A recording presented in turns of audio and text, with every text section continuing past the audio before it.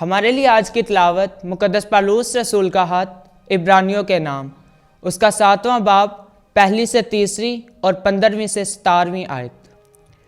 क्योंकि यह मुल्की सादक शाह शालीम खुदा ताला का काहिन था, जब इब्राहिम बादशाहों को मार कर वापस आ रहा था तो इसी ने उसका इस्तकबाल किया और उसे बरकत दी, और इब्राहिम ने उसे सब चीज़ों की दायकी दी।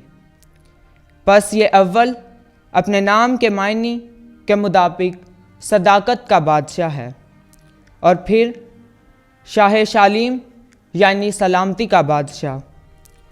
ये बे बाप बे माँ बेनसब नामा है, ना अयाम की इब्तदा रखता है और ना ज़िंदगी का इख्तिताम, बल्कि इब्ने खुदा की मानिद है और अब्दुन काहिन रहता है।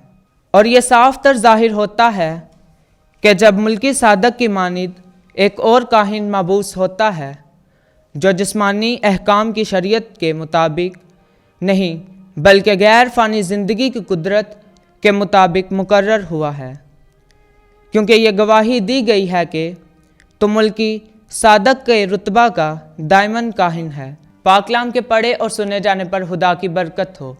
खुदा का शुक्र हो।